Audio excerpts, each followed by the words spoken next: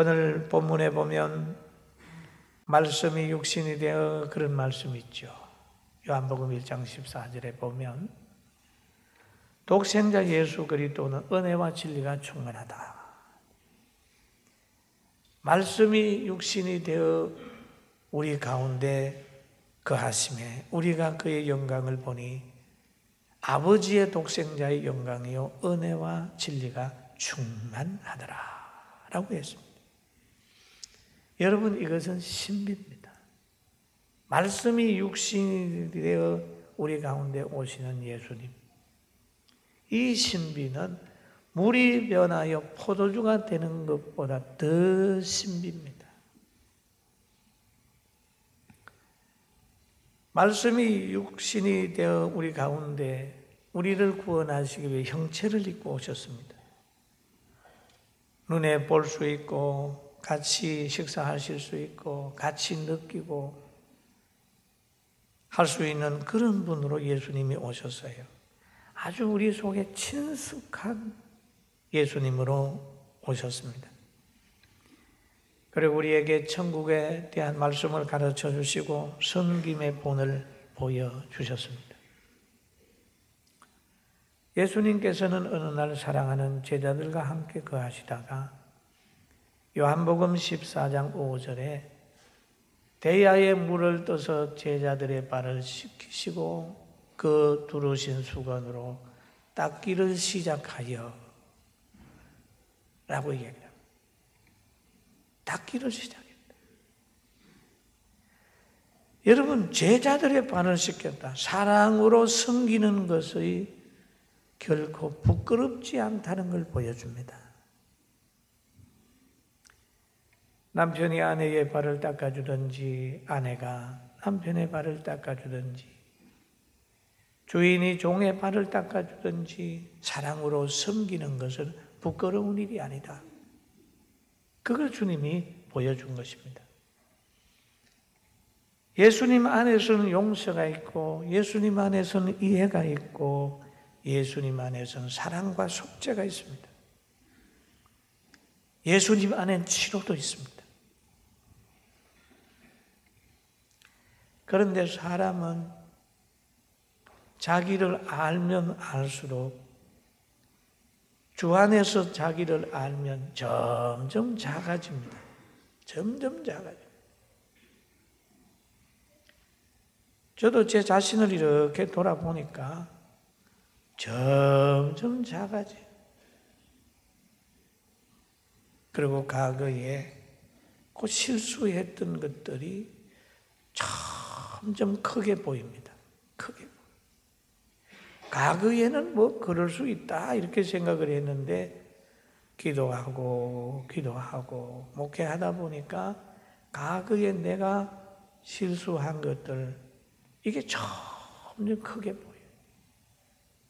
그리고 내 자신은 점점 작아지는 것을 느낍니다.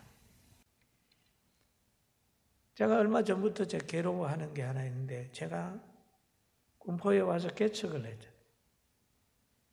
얼마 있다가 보니까 그 가족 계획을 한다고 저보고 와서 강의를 하나 해달라고 그래요. 개척교회 할 때 뭐 앞뒤를 잘 모르잖아요. 그래서 그 아들 강의안을 이렇게 보니까 아들, 딸 구별 말고 둘만 나 잘 기르자 해서 아들, 딸 구별 말고 하나만 낳아서 잘 기르자. 그런데 성경에는 보니까 생육하고 번성하고 자녀를 많이 놓으라고 그랬잖아요. 그런데 어느 날 예비군 훈련장에 가가지고 여러분 아들, 딸 구별 말고 하나만 낳아도 잘 기릅시다 이렇게 얘기를 한 거예요. 지금을 생각하니까 그게 저에게 죄가 된 거예요. 그래 가만히 그때는 뭐 전혀 몰랐지요. 맞아. 아들, 딸 구별 말고 뭐예요? 하나만 낳자. 그랬는데 지금 생각하니까 그게 아니요. 우리가 시대 속에 살다가 보면 자신도 모르게 군중에 몰려가지고 성경을 어길 때가 있더라고요. 제가 그거 생각하면서 엄청 많이 회개했다니까요. 할렐루야. 율법적으로 보면 저는 상당히 문제가 있어요. 그러나 이런 잘못 범하는 것을 주님이 아시기 때문에 하나님 아셔서 회개할 수 있는 길을 열어주셨어요. 할렐루야. 로마서 7장 24절에 보니까 뭐라 그랬지요? 오라. 같이 한번 읽어봐요. 시작. 오라 나는 공고한 사람이로다. 이 사망의 몸에서 누가 나를 건져내랴 라고 얘기를 합니다. 이 사망의 몸에서 누가 나를 건져내랴. 자기를 아는 거예요. 사망의 몸에서 누가 나를 건져내랴. 그 사람이 원하는 대로 가게 되면 점점 하나님과 멀어지는 것을 느끼니까 그런 탄식을 하는 거예요. 또 빌립보서 3장 8절에 보니까 또한 모든 것을 해로 여김은 내 주 그리스도 예수를 아는 지식이 가장 고상하기 때문이라 내가 그를 위하여 모든 것을 잊어버리고 배설물로 여김은 그리스도를 얻고라고 하는 말이에요. 과거에는 그것을 얻기 위하여 많이 노력을 했는데 예수님을 만나고 천국을 깨닫게 되고 자기를 알게 되니까 그게 그렇게 중요한 것이 아니다. 그렇게 깨닫게 되는 겁니다. 예수님을 만나 진리를 영접해 보게 되면 구별이 되는 거예요. 육체적인 것은 질그릇 인생이지만은 신앙생활하는 것은 바로 질그릇 안에 보배의 삶이라는 걸 깨닫게 되는 겁니다. 그리고 하나님의 보호를 받아야 인생이 편안하게 살 수 있다는 걸 늘 바울은 깨달았어요. 우리도 하나님의 보호 속에서 항상 승리하게 되기를 주님의 이름으로 축원합니다. 또 세례 요한이 예수님을 증거하면서 이렇게 고백하죠. 은혜 위에 은혜라 그랬죠. 세례 요한은 그런 고백을 합니다. 예수님은 요한이 그런 얘기를 합니다. 요한은 자기보다 먼저 계셨다 라고 요한복음 1장 15절 16절에 이 얘기를 하고 있습니다. 세례 요한은 말씀이 육신이 된 우리 가운데 오셨다. 그리고 먼저 계셨다. 자신보다 먼저 계셨다. 실은 세례 요한이 조금 먼저 태어났는데 예수님을 가르쳐 먼저 계셨다. 자기보다 앞서 계신다. 그분은 바로 능력이 많으신 분이다. 그렇게 고백을 하고 있습니다. 우리가 은혜를 받잖아요. 은혜.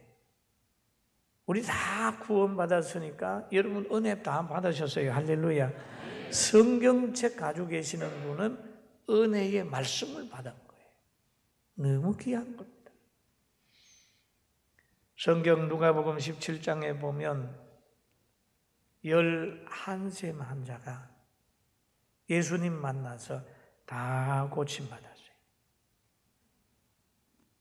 그런데 그 고침받았는데 그 중에 한 사람만 예수님을 찾아옵니다. 누가복음 17장 15절에서 17절 보면 그 중에 한 사람이 자기가 낳은 것을 보고 큰 소리로 하나님께 영광을 돌리며 돌아와 예수의 발 아래 엎드려 감사하니 그는 사마리아 사람이라. 예수께서 대답하여 이르시되 10사람이 다 깨끗함을 받지 아니하였느냐? 그 9은 어디 있느냐? 그러면 이 10사람이 다 은혜를 받았어요. 그런데 다 자기 일로 갚버린 거예요. 다 고침받고 가족에게 돌아간 사람, 직장에게 돌아간 사람, 자기가 하고 싶은 일 하러 간 사람, 뭐 다 이유가 있겠지요. 그런데 그 중에 한 사람은 예수님에게 와서 감사를 했다. 은혜를 받았는데 예수님도 만났으니까 영혼 구원까지 가니까 은혜 위에 은혜를 받았어요. 할렐루야. 아멘. 은혜 위에 은혜를 받는다. 얼마나 좋습니까? 예수 믿게 되니 마음에 평강을 얻게 되고, 예수 믿게 되니까 또 찬양하게 되고, 예수 믿게 되게 되니까 하나님이 세상에서도 점점 높여놓잖아요. 모두가 그 은혜 아니겠어요? 그런데 은혜 위에 은혜를 하나님께서 우리에게도 줬지만은 특별히 모세 당시 구약에서는 이스라엘 백성에게 하나님이 은혜를 많이 주셨습니다. 율법은 모세로 말미암아 주어진 것이요 은혜와 진리는 예수 그리스도로 말미암아 온 것이라 그랬습니다. 모세를 통하여 이스라엘 백성들에게 율법을 주신 것도 이스라엘 백성이 받은 은혜입니다. 은혜. 율법에는 하나님과의 관계와 사람의 관계를 하는 방법을 다 알려주셨어요. 하나님께 예배를 어떻게 해야 된다, 제사를 어떻게 드려야 된다, 부모님에게는 어떻게 해야 된다, 부부간에 어떻게 해야 된다, 어떤 죄를 범하면 벌을 어떻게 내려야 된다. 다 성경 모세 오경에 기록되어 있습니다. 선민이 사는 도리를 하나님의 말씀을 통해서 주는 거예요. 그게 은혜예요. 여러분, 이스라엘 백성이 애굽에서 종살이 할 때에 하나님이 모세를 보내가지고 그들에게 은혜를 입히는 거예요. 나오게 합니다. 홍해 건너는 은혜를 입히는 거예요. 강야에서 메추라기와 만나를 통하여 그들에게 은혜를 입히는 거예요. 목이 말라서 울부짖을 때 반석에서 샘물 터져 나오게 해서 은혜 입힌 거예요.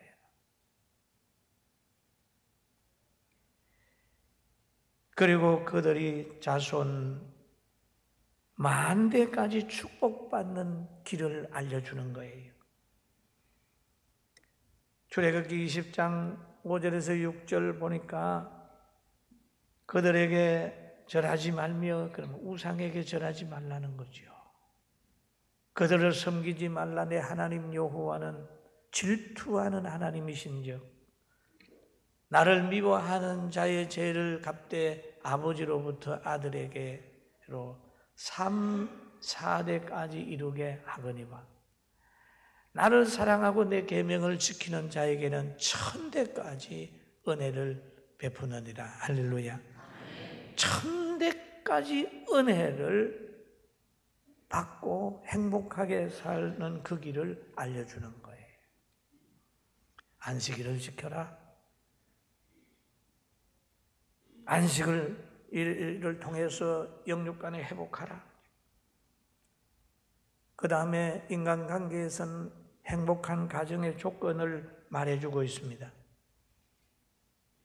내 부모를 공경하라. 그리하면 내 하나님 여호와께서 내게 준 땅에서 생명의 길이라 라고 얘기를 하잖아요. 살인하지 말라. 성경에 보면 살인하게 되면 자기도 죽거든요. 너 죽지 말아라. 남의 생명 아끼지 아니하면 너도 죽는다. 하나님의 말씀은 전체 사랑의 동기에서 준 것입니다. 할렐루야. 여러분, 사랑이 많은 부모가 아이들이 학교 갈 때 뒤통수다 대고 그러잖아요. 예, 갈 때 차 조심해라. 그리고 선생님 말씀 잘 들어라. 너보다 약한 아이들 괴롭히지 말아라. 그리고 좋은 친구 사귀고 너가 다른 사람에게 좋은 친구가 되어주어라. 이렇게 어머니가 아이에게 부탁하는 것은 그 아이의 자유를 뺏기 위해서가 아니라 그렇게 잘 지켜서 너로 그가 훌륭한 사람 되기를 원하는 사랑의 동기에서 얘기하는 거예요. 할렐루야. 그래서 율법은 하나님이 사랑해서 주는 거예요. 갈라디아 2장 19절에 보면 내가 율법으로 말미암아 율법에 대하여 죽었나니 이는 하나님에 대하여 살려 함이라. 하나님에 대하여 살려 함이라. 그리스도 안에서 율법이 완성되었습니다. 율법으로는 구원받을 육체가 없다는 거예요. 이렇게 사랑의 동기에서 주신 말씀이지만 사람이 이 법대로 살 수 없다는 거예요. 생육하고 번성하고 땅에 충만하라고 하는 하나님의 말씀이 있는데 목사가 돼가지고 남자들 예비군들한테 가서 아들, 딸 구별 말고 하나만 낳아 잘 기릅시다. 그러면 그건 율법을 범한 거예요. 자격 없어요. 그렇다면 이걸 어떻게 할 거냐? 이 일로 내가 죽을 거냐? 그러나 예수님 앞에 깊이 회개하고 하나님 잘못했습니다. 이제는 여론과 환경에 좌우하지 되지 않겠습니다. 그렇게 회개하는 것밖에 없잖아요. 할렐루야. 여러분, 우리가 사람 살아가다가 보면 싸우기도 하고 욕도 하잖아요. 심지어 이혼도 하잖아요. 그렇다고 해서 다 그 제대로 하게 되면 돌에 맞아 죽을 사람도 얼마든지 있잖아요. 그런 잘못된 죄를 예수님 앞에 나와 기도하고 그의 보혈을 덧입으면 용서받을 수 있는 겁니다. 할렐루야. 자, 그것 때문에 힘을 얻는 거예요. 그래서 로마서 3장 20절 한번 읽어볼까요? 시작. 그러므로 율법의 행위로는 그 앞에 의롭다 하심을 얻을 육체가 없나니 율법으로는 죄를 깨달음이라. 예. 율법의 행위로는 그의 앞에서 의롭다 하심을 얻을 육체가 없나니 그러거든요. 율법으로는 죄를 깨달음이라 라는 말씀합니다. 율법은 죄를 알려주는 것이고 예수님을 알려주는 거예요. 요한복음 5장 46절에 보니까 모세를 믿었더라면 또 나를 믿었으리니 이는 그가 내게 대하여 기록하였습니다 라고 얘기하죠. 구약에 보면 예수님의 오심을 얘기를 합니다. 그리고 오신 그분이 죄 범한 모든 사람의 죄를 대속한다고 하는 것을 알려줬어요.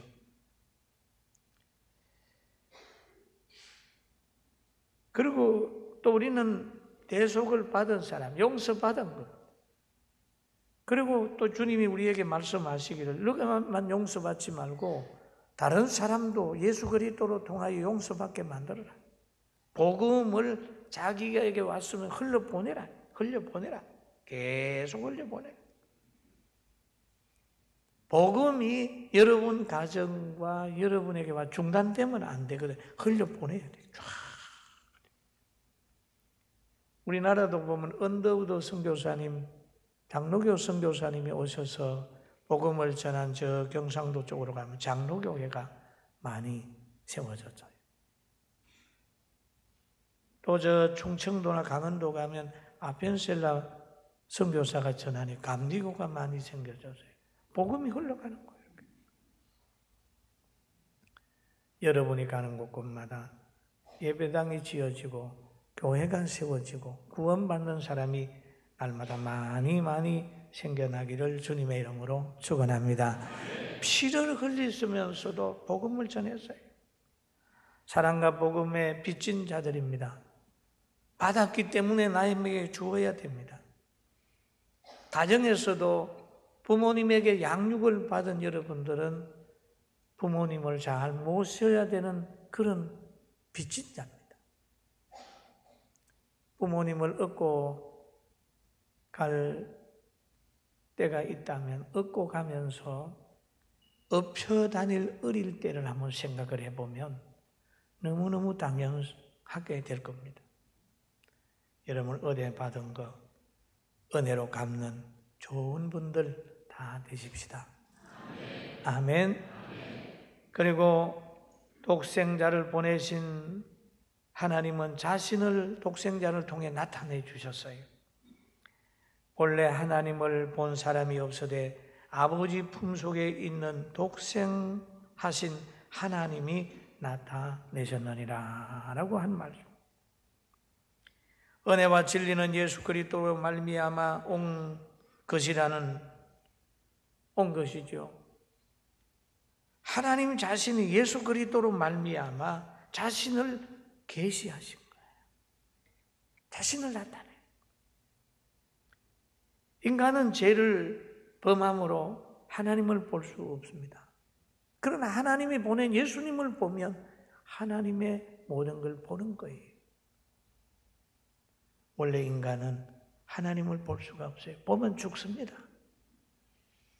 출애굽기 19장 21절에도 보니까 나 여호와께로 와서 보려고 하다가 많이 죽을까 하노라 라고 하는 말씀이 있고, 또 이사야 선지자는 나는 입술이 부정한 백성 중에 거하면서 만군의 여호와이신 왕을 배웠음이로다 그렇게 얘기를 하죠. 그러면서 위에 보니까 그때에 내가 말하되 하로다 나는 망하게 되었도다 이렇게 한 말이 있습니다.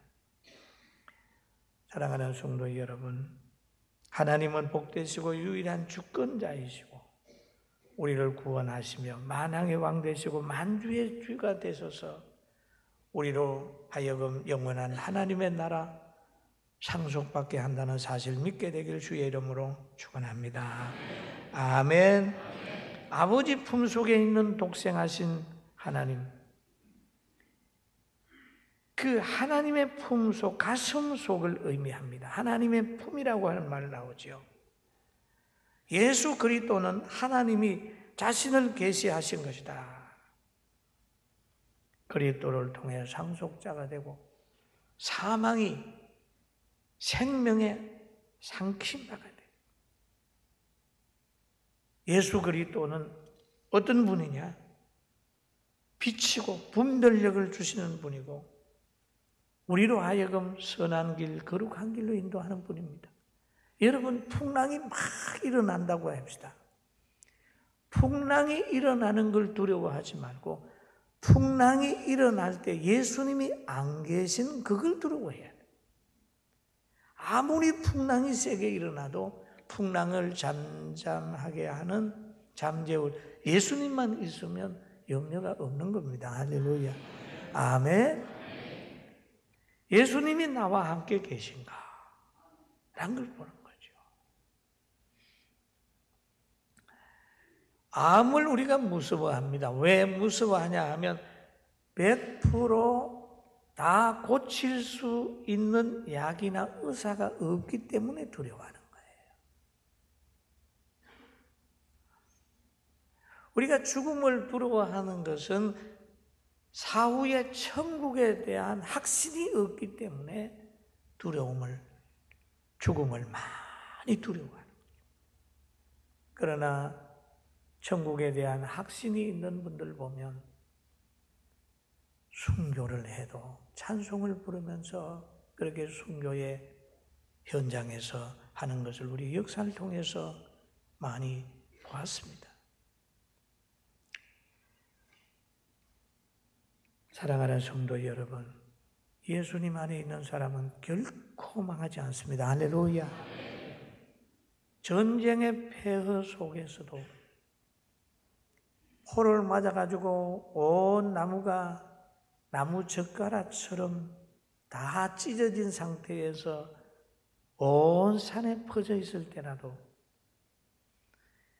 미래를 보는 사람은 거기에서도 꿈을 키웁니다.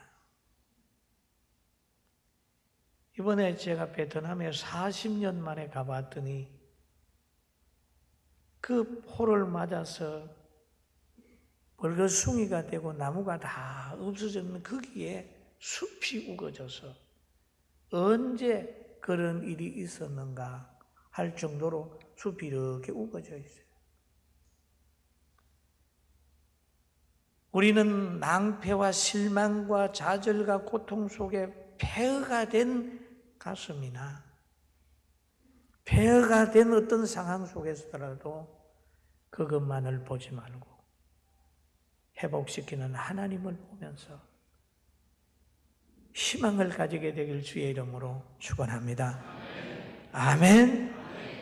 하나님이 하시면 된다. 저 폐허 속에도 세월이 가고 하나님이 물 주고 하나님이 비추면 다시 밀림이 될 수 있다. 전쟁의 폐허가 있다 할지라도 저기에 빌딩이 들어서고 뭐가 들어설 수 있다는 비전을 가지고 열심히 노력한 우리 선조들로 인하여 서울이 지금 얼마나 아름다워졌나요? 현실에 환경에 붙들려 있지 말고 환경을 바꿔주시는 그 하나님을 바라보면서 찬송하는 여러분과 제가 되길 주의 이름으로 축원합니다. 아멘. 힘을 내야 된다. 생각건대 현재 고난은 장차 우리에게 나타날 영광과 비교할 수 없다. 없도다. 그렇게 얘기해요. 고난에 있을지라도 외롭게 바르게 거룩하게 외로움을 이기고 진리를 위해 살아간다면 그 고난은 기쁨의 씨앗이 되고 찬양과 영광과 누림의 씨앗이 된다는 거예요. 예수 믿는 사람이 불안하지 않는 것은 로마서 8장 35절의 말씀을 믿기 때문입니다. 우리 같이 한번 읽어봅니다. 누가 우리를 그리스도의 사랑에서 끊으리요? 환난이나 공고나 박해나 기근이나 적신이나 위협이냐 칼이랴. 누가 끊겠냐? 이런 확실한 믿음을 가지고 날마다 성령님의 인도함을 받으면서 하나님 성령이 주는 권능과 정인의 그런 삶 가지고 승리하는 우리 모두가 되기를 주님의 이름으로 축원합니다. 기도하겠습니다.